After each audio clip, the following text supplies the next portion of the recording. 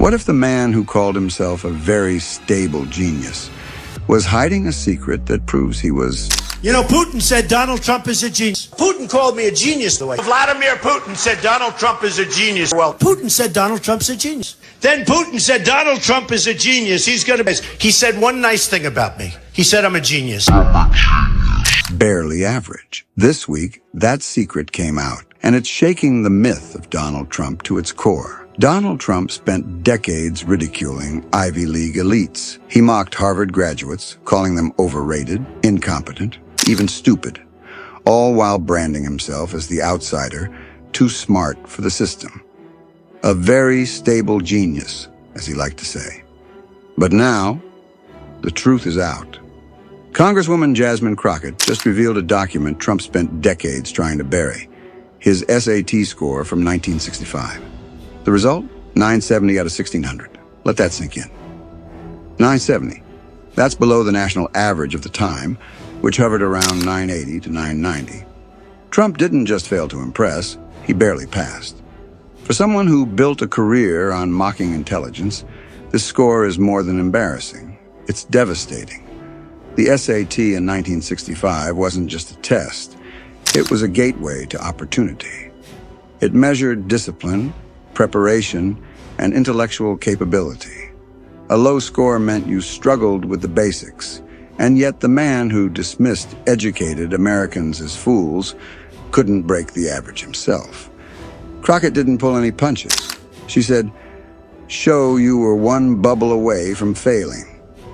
And in that line, she pierced the heart of Trump's decades-long image.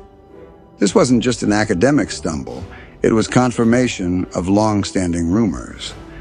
Michael Cohen, Trump's former lawyer, testified that Trump paid someone to take his college entrance exams. He also revealed that Trump threatened schools and the College Board to keep his records sealed. Now we know why. Because this score destroys the myth he worked so hard to build. Social media erupted. I barely passed. Trump began trending. Memes poured in. Late-night hosts jumped in.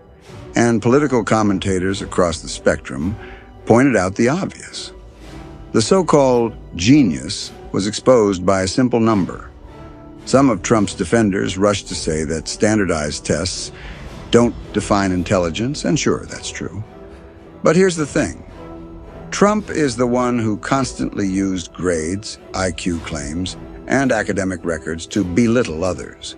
He demanded Obama's transcripts. He mocked political opponents as low IQ. And yet he hid his own record like it was a national secret. That's not strength. That's insecurity. When you measure others by standards you yourself never met, Crockett said. That's not confidence. It's fraud. And she's right. This isn't just about a score. It's about a pattern. Trump has built his entire public image on superiority. Superior wealth, superior instinct, and above all, superior intelligence. But behind that polished image was a shaky foundation. A man boosted by privilege, not performance.